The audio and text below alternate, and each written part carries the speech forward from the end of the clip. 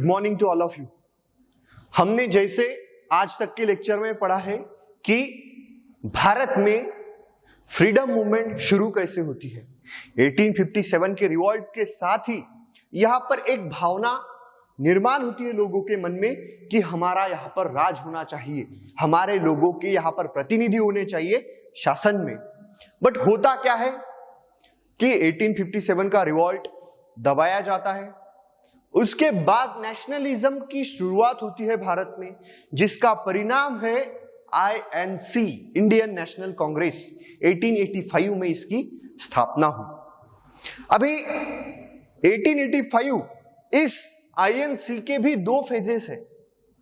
पहला फेज है moderate phase और दूसरा है एक्सट्रीमिस्ट फेज। ये भी हमने पढ़े थे।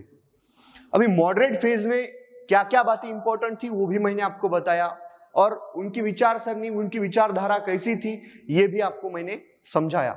उनकी सक्सेसफुल क्या थी, वीक पॉइंट्स क्या थे, इसके आधार पर क्वेश्चन पूछे जा सकते हैं। तो लेक्चर ध्यान से पढ़ो। उसके बाद मैंने पढ़ा था एक्सट्रीमिस्ट।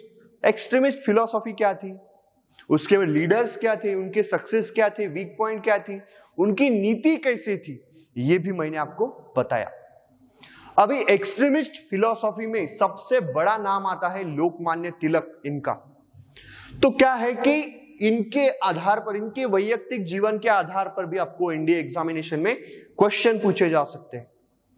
हालांकि हम आगे आने वाले लेक्चर्स में एनडीए के पूरे क्वेश्चंस डिस्कस करेंगे, जिसके मैं आपको आंसर भी बताऊंगा और क्यों आंसर आया वैसा ये भी मैं आपको बताऊंगा।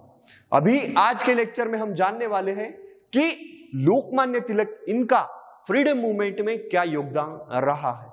आइए देखते हैं लोकमान्य तिलक। इनका वैसिक जो नाम था वो बाल गंगाधर तिलक था। रत्नागिरी के चिखली नामक इस गांव में इनका जन्म हुआ। बाल गंगाधर तिलक इनको ये जो है एक्सट्रीमिस्ट फिलॉसफी के एक बड़े नेता थे, और जिनको father of Indian unrest means भारतीय असंतोष के जनक लोकमान्य तिलक को कहा गया है। क्या कहा गया है? Father of Indian unrest. किसको? लोकमान्य तिलक इनको। अभी लोकमान्य तिलक का पॉलिटिक्स में एंट्रेंस कब होता है?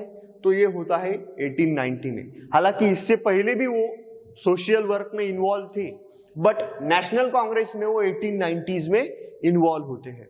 अभी इसके बाद वो क्या करते हैं? तो सबसे पहले तो उन्होंने ये काम किया कि इस समय में जो मॉडरेट फेज की फिलॉसफी थी, यंग थे, इस मवाड़वादी मतलब मॉडरेट फेज के लोगों की फिलॉसफी उनको पसंद नहीं आई, उनके तौर तरीके भी पसंद नहीं आए। उन्होंने अपनी लाइन है ये, Swaraj is my birth right and I shawl have it, means ये यहां का शासन करना, यहां का राज चलाना, यहां पर हमारा स्वराज निर्माण करना, और स्वराज ये सबका जन्म सिद्ध अधिकार होता है, और जिसको मैं लेकर रहूंगा। ये किसने कहा था?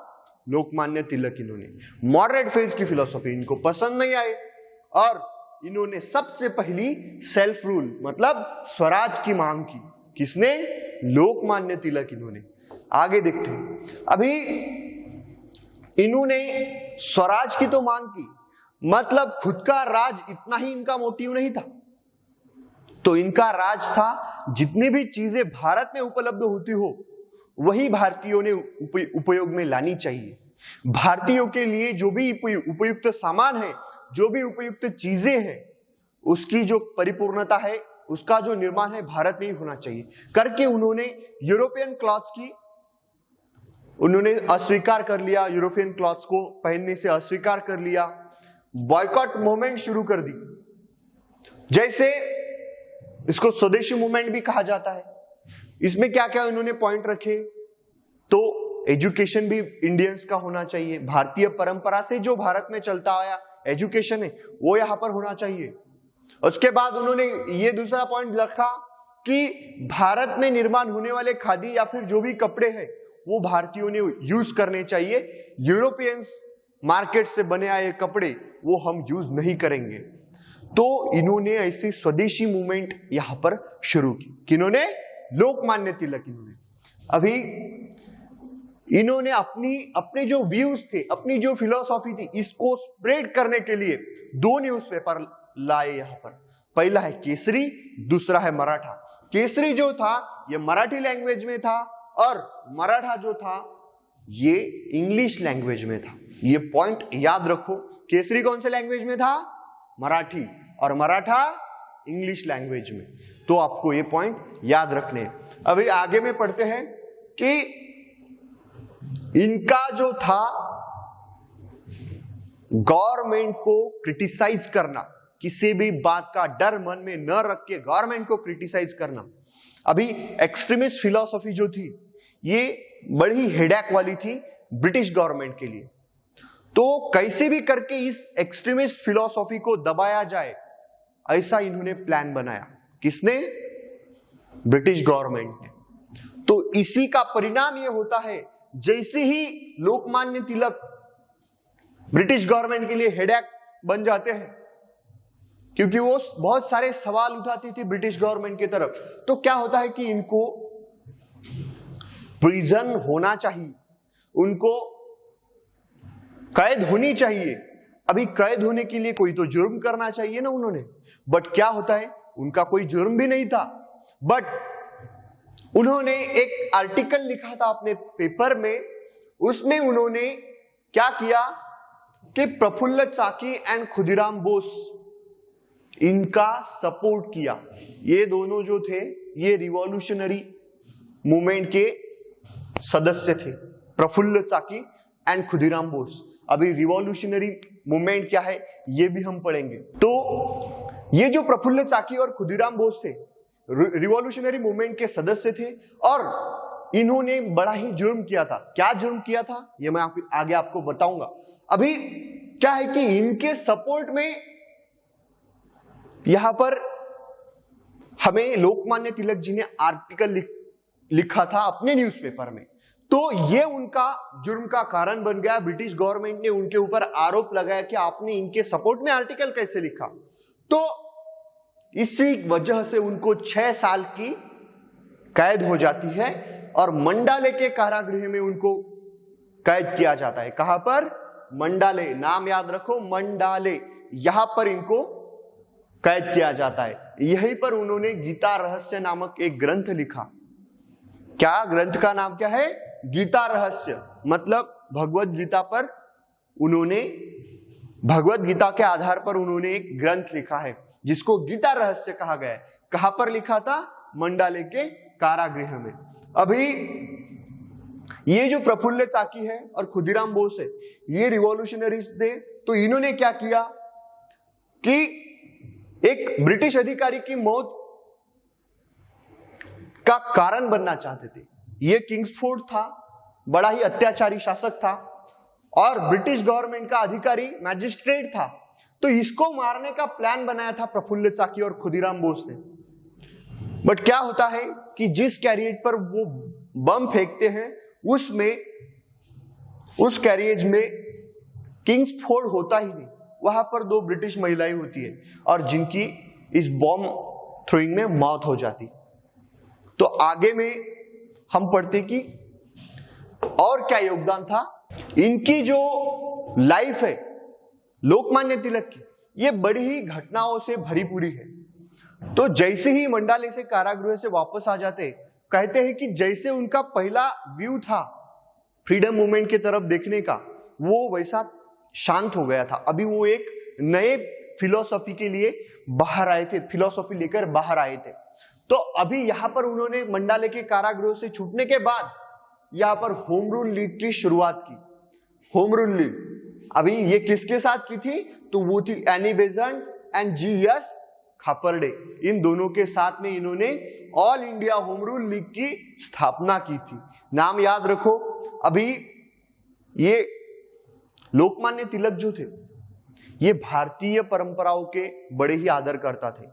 भारतीय प्रथा परंपरा, भारतीय बुक्स मतलब स्पिरिचुअल जैसे वेदास थे, उपनिषदस थे, तो इनकी बड़ी ही रिस्पेक्ट करते थे और भारतीय फिलॉसफी पर उनको बड़ा ही गर्व था, भारतीय परंपरा पर उनको बड़ा ही गर्व था। तो अभी क्या होता है कि इनका जो विरोध था, सबसे पहले स्वराज में भी हमें यह दिखाई देता है कि वेस्टर्न जो बातें थी, वेस्टर्न कल्चर के जो भी यहां पर सिम्टम्स भारत में दिखाई दे रहे थे, उनको यह डर लगने लगा था कि भारत का वेस्टर्नाइजेशन ना हो करके उन्होंने एक्सट्रीमिस्ट फिलॉसफी और स्वराज मूवमेंट जैसी मूवमेंट शुरू की। यह बात आपको याद रखनी है। अभी भारतीयों में स्वराज की भावना, नेशनलिज्म की जागृति होने के लिए इन्होंने एक मूवमेंट शुरू किया। इस मूवमेंट का नाम है गणेश फेस्टिवल और शिव जयंती। अभी गणेश फेस्टिवल में क्या होता है? गणेश फेस्टिवल में लोग एकत्रित आते हैं। शिव जयंती ये नया फेस्टिवल इन्होंने शुरू किया, सार्वजनिक गणेश फेस्टिवल शुरू किया। गणेश फेस्टिवल तो पहले से चलता आ रहा था, बट सार्वजनिक गणेश फेस्टिवल की शुरुआत किसने की? लोकमान्य तिलक। अभी शिव जयंती और Ganesh festival, public Ganesh festival, इसकी शुरुआत करने का रीजन क्या था? तो ये था, लोग जब एकत्रित आते हैं तब उनके मन में एक दूसरे के प्रति आदर भाव निर्माण होता है, सहयोग से वो काम करने लगते हैं। तीसरी एक बात कि विचारों की देवान घेवान होती है, विचार एक दूसरे के तरफ हम मिल बांट के सोचते हैं। तो क्या होता है, इससे एक संगठन बन सकता है। जो संगठन अगर उसको अच्छे तरीके से हम लेके जाए तो फ्रीडम मूवमेंट में ये जरूर काम आएगा। इस विचार से इन्होंने गणेश फेस्टिवल की शुरुआत की थी 1893 में। तो क्या होता है कि ये दोनों फेस्टिवल की शुरुआत लोकमान्य तिलक इस मोटो के साथ करते हैं। अभी 1920 में लोकमान्य तिलक जी की मौत हो जाती है। कहते हैं लोकमान्य तिलक जी जो थे एक बड़े ही सोशलिस्ट, जैसे ही वो मंडाले के कारागृह से बाहर आए थे वो सोशलिज्म की तरफ उनके कदम बढ़ते थे, क्योंकि क्या है कि उनके ऊपर सोशलिज्म का भी परिणाम होता गया था। भारत में उस समय में कोसाम्बी जैसे फिलोसोफर थे, ठीक है, तो उनका कोसाम्बी ने क्या किया था, वो फॉरेन में जाकर सोशलिज्म या फिर मार्क्सिज्म की फिलोसॉफी पढ़ के आए थे, और जहां से वो आर्टिकल्स तिलक जी को महाराष्ट्र में भेजते थे, और महाराष्ट्र में भेजे गए वो आर्टिकल लोकमान्य तिलक अपने न्यूज़पेपर में छापते थे। तो उनके ऊपर इस फिलोसॉफी का भी प्रभाव था, ऐसा कहा जाता है। तो दोस्तों, रेनेसांस नामक एक कंसेप्ट है आपके एनडीए के सिलेबस में। अभी ये रेनेसांस का मतलब क्या होता है? तो होता है पुनर्जागरण। अभी पुनर्जागरण मतलब जो पहले कहीं तो भी जगा हुआ था, अब बीच में सो गया और फिर से जागृत हो गया। ये यूरोपियन कंसेप्ट है। उनका कहना था यूरोप में सबसे पहली अगर रेनेसांस की, रेनेसांस नहीं कह सकते, लोगों ने खुद को सबसे पहले डेवलप किया अच्छे से, तो वो पीरियड था ग्रीक और रोमन साम्राज्य का।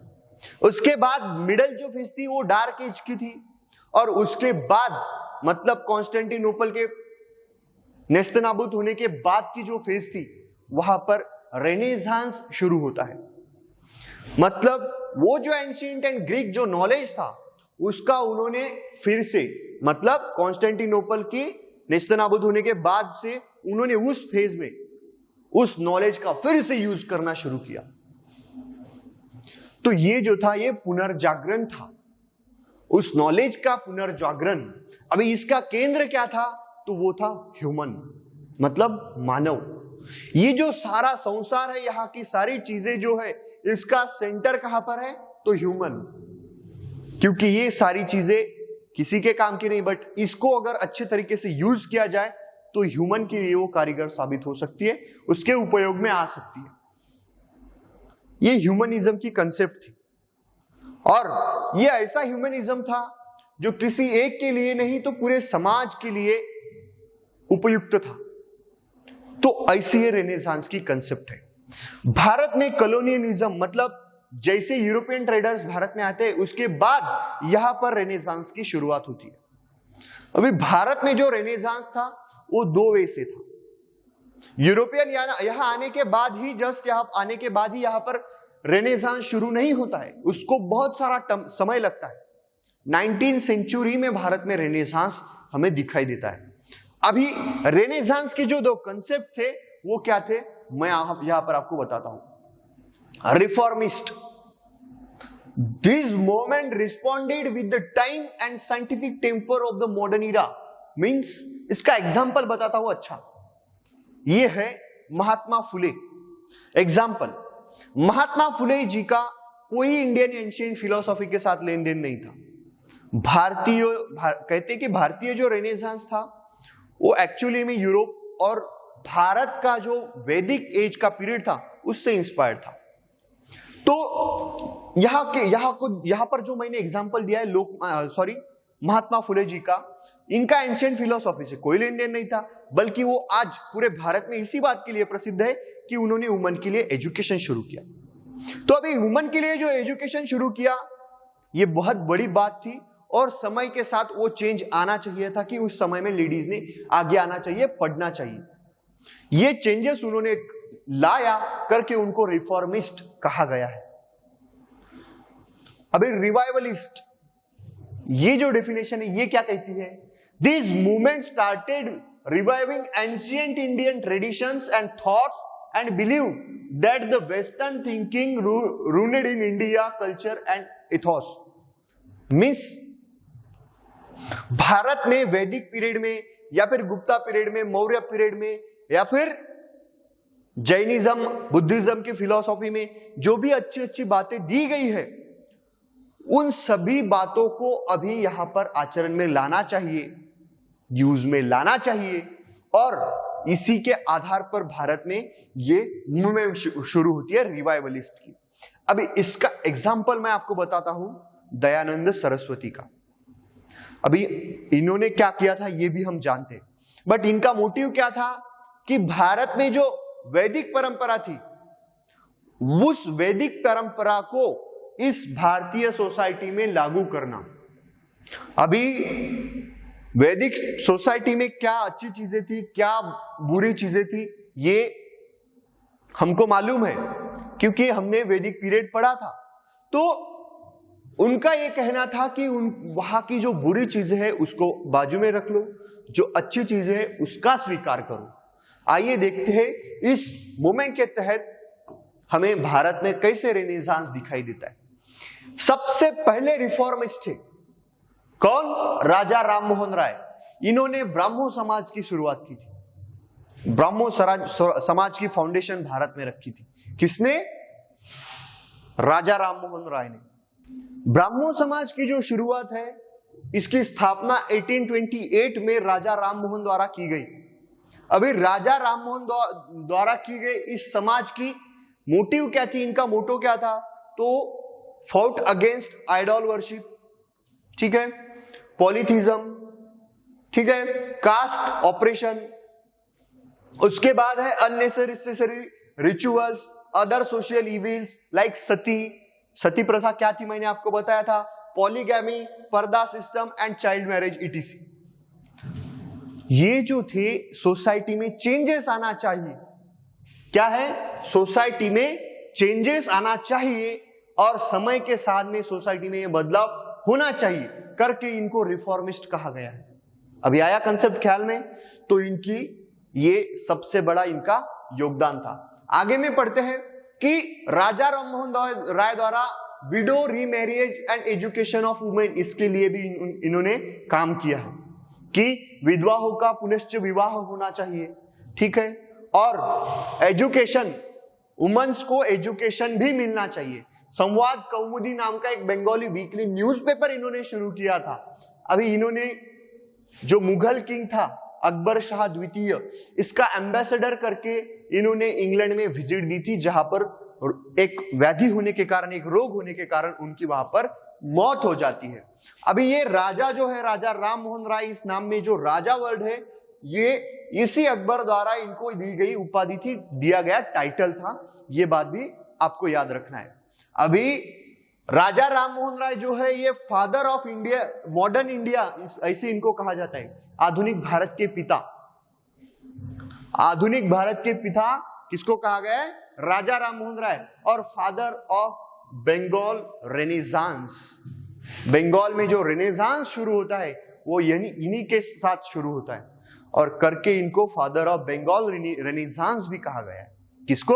राजा राममोहन राय जी को। अभी आर्य समाज, ये रिवाइवलिस्ट थे। इनकी कंसेप्ट मैंने थोड़ा तो आपको लाइट में बताया ही है, बट अभी ये आर्य समाज के बारे में समझते हैं। 1875 में आर्य समाज की शुरुआत की है स्वामी दयानंद सरस्वती जी ने। अभी इसका कंसेप्ट क्या था? Against the ideality, polytheism, rituals, priesthood, animal sacrifices, child marriage and caste system. Caste system Vedic age में भारत को लगी हुई कीड़ थी।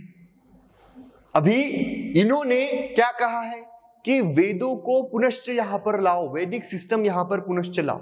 इसका मतलब क्या? जो अच्छी चीजें हैं वो लाओ, क्योंकि वेदों में जो नॉलेज दिया गया है उसको वो बहुत ही अच्छा था, बट वहां के सोसाइटी में जो कंसेप्ट जैसे लाइक कास्ट सिस्टम जैसी जो कंसेप्ट उस सोसाइटी में बन गई थी वो गलत थी। तो जो अच्छी चीजें थी वेदों में वो यहां पर फिर से लाने की कंसेप्ट थी आर्य समाज की। स्वामी दयानंद सरस्वती जी की यही कंसेप्ट थी। तो ये सभी बातों को उनको वो फॉलो करते थे। अभी इनकी जो थी वेस्टर्न एजुकेशन जो था इसका वो विरोध करते थे। जाहिर सी बात है, अभी वेदों के ऊपर उनका पूरा आधार है, तो वेस्टर्न एजुकेशन को क्यों अपनाए? उनका यह कहना था कि भारत में वेदों से दिया गया जो नॉलेज था वो पढ़ाना चाहिए। यहां की शिक्षा में वही सिलेबस होना चाहिए जो वेदों से लिया गया हो। जो बातें वेदों में है यही हमने सीखनी चाहिए, ऐसी इस ब्राह्मो समाज की कंसेप्ट थी। अब थियोसॉफिकल सोसाइटी, ये एनी बेसेंट, ये जो थे इनके नाम से एसोसिएटेड थी ये सोसाइटी। अभी मैडम ब्लेवेस्की और कर्नल ओलकॉट, इन्होंने न्यूयॉर्क में इस सोसाइटी की स्थापना की थी। अभी इसका मोटो क्या था ये भी हम जानते हैं। बाद में ये कहां पर आई थी? भारत के मद्रास में, मतलब आज के चेन्नई में। अभी he promoted the study of ancient Hindu, Buddhist and Zoroastrian philosophy। मतलब भारतीय जो परंपराएं थी, वैदिक परंपरा थी, एंशियंट फिलोसॉफीज थी, बुद्धिस्ट फिलोसॉफी थी और जोरास्ट्रियन, ये जो फिलोसॉफीज थी, इन सभी को भारत में फिर से जागृत करना, उन सभी जो योजनाएं थी, वो जो फिलोसॉफीज थी, उनका पुनर्जागरण करना, ये जो था ये थियोसॉफिकल सोसाइटी का मोटिव था। ये आपको याद रखना है। अभी अकल्टिज्म, मतलब अकल्ट का मतलब होता है जादू टोना या फिर ब्लैक मैजिक, जिसको ब्लैक मैजिक ये सही ढंग का वर्ड रहेगा। तो अकल्टिज्म का इन्होंने त्याग किया है और अकल्टिज्म का इन्होंने विरोध किया है। अभी रामकृष्ण मिशन, इसकी शुरुआत जो है ये स्वामी विवेकानंद जी ने की है और 1892 में बेलूर, मतलब कलकत्ता के पास में एक गांव है, इस गांव में इन्होंने इस रामकृष्ण मिशन की स्थापना की थी। अब रामकृष्ण मिशन किससे इंस्पायर्ड थी? तो लोग, ये जो विवेकानंद है, विवेकानंद अपने गुरु से इंस्पायर्ड थे जिनका नाम था रामकृष्ण परमहंस। तो इन्हीं के नाम से इन्होंने रामकृष्ण मिशन की शुरुआत की। अभी भारत में स्पिरिचुअल नेशनलिज्म जागृत करने के लिए विवेकानंद जी का सबसे बड़ा योगदान है। तो ये जो था कि विवेकानंद जी भारतीय वेदों पर और भारतीय परंपराओं पर बड़ा ही गर्व करते थे और उनका जो नॉलेज था, उनके पास जो स्किल थी, वो पूरे भारतीय परंपराओं का ही परिणाम था। तो भारतीय परंपराओं पर इनका बड़ा ही विश्वास था और उसी के आधार पर इन्होंने रामकृष्ण मिशन की शुरुआत की थी। It oppose the caste system and untouchability, ये इनका सबसे बड़ा मोटिव था। अभी वेदांता, मतलब ही focused on the universality of all religion and propagated Vedanta. Universality means universal brotherhood, हमने सुना होगा कि शिकागो की परिषद में स्वामी विवेकानंद जी ने जो भाषण दिया था वो सबसे प्रसिद्ध भाषणों में से एक है। तो यूनिवर्सल ब्रदरहुड की कंसेप्ट उन्होंने वहां जाकर लोगों को बताई और भारत में भी इस रामकृष्ण मिशन के द्वारा उन्होंने यही बात यहां पर आगे रखी। अभी आगे आते हैं सत्यशोधक समाज पर। सत्यशोधक समाज की शुरुआत किसने की? ज्योतिराव गोविंदराव फुले, जिनको महात्मा फुले के नाम से भी हम जानते हैं। तो ये कब शुरू की? 1873। हालांकि डेट आपको याद रहती है तो अच्छा है, बट ईयर तो आपको याद रखना ही पड़ेगा। अभी महाराष्ट्र में इन्होंने सत्यशोधक समाज की स्थापना की। अभी आइडियोलॉजी और कास्ट सिस्टम इन दोनों के अगेंस्ट में थे। याद रखो, ये रिफॉर्मिस्ट थे लोग। महात्मा फुले जो थे रिफॉर्मिस्ट थे। तो इनकी कंसेप्ट क्या थी, इनकी फिलॉसफी क्या थी? तो भारत में जो भी अंधश्रद्धाएं हैं उनको हटाना, वुमेन्स की जो विडो की जो रीमैरिज है वो करना, वुमेन्स को एजुकेशन नहीं दिया जाता था तो वो उनका एजुकेशन यहां पर उन्होंने ही शुरू किया उनके पत्नी के साथ। तो इनका सबसे बड़ा योगदान है भारत में, भारत की प्रथा परंपरा, ये जो मॉडर्निज्म हम जिस कंसेप्ट की बात करते हैं ना भारत में, उसको यहां पर इंपोज करने के लिए, उसको यहां पर लाने के लिए महात्मा फुले जी का सबसे बड़ा योगदान है। अभी आगे में पढ़ते कि यंग बंगाल मूवमेंट क्या थी। अभी हेनरी लुइस विवियन डिराजो, इन्होंने ये मूवमेंट शुरू की थी कलकत्ता में 1820s में। अभी डिराजो was an Anglo-Indian college teacher in Calcutta and he encouraged radical thinking among his students. Radical thinking मतलब एक्सट्रीमिस्ट, एक्सट्रीमिज्म अलग है और एक्सट्रीम पॉइंट तक रेडिकल थिंकिंग करना, ऐसा इसका मतलब है। अभी क्या होता है कि भारत में जो प्रथाएं थी इनको एक रेडिकल वे से देखना और उसका क्रिटिसिज्म करना। मतलब जैसे मुझे लगता है कि बाबा ठीक है सती प्रथा गलत है, मैं चुपचाप बैठूंगा और मैं सती प्रथा फॉलो नहीं करूंगा, बट सिर्फ चुपचाप बैठना इसका मोटिव नहीं था। उसके ऊपर बारंबार अटैक करना कि बताना लोगों को वो सती प्रथा कैसे गलत है। मैं तो नहीं करूंगा लेकिन मैं किसी को करने भी नहीं दूंगा, ये एक्सट्रीमिज्म होता है। तो यही इन्होंने यहां पर रेडिकल थिंकिंग के द्वारा लोग स्टूडेंट्स के मन में यहां पर इंपोज किया। अभी यहीं से उन्होंने जो लिबर्टी है, इक्वालिटी है और फ्रीडम है, ये कंसेप्ट भी स्टूडेंट्स के मन में यहां पर उन्होंने डालनी चाहिए। अभी अलीगढ़ मूवमेंट क्या है? ये रिफॉर्मिस्ट मूवमेंट थी जिसको सर सैयद अहमद खां इन्होंने शुरू किया था। अलीगढ़ कहां पर है? उत्तर प्रदेश। 1860s में ये मूवमेंट शुरू हुई थी। It focused on spreading western scientific education among the Muslim masses in India.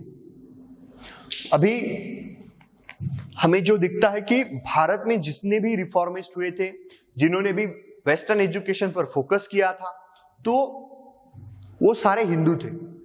But इस्लाम धर्म के जो लोग थे इनमें एजुकेशन की बड़ी ही कमी थी, स्पेशली वेस्टर्न एजुकेशन की।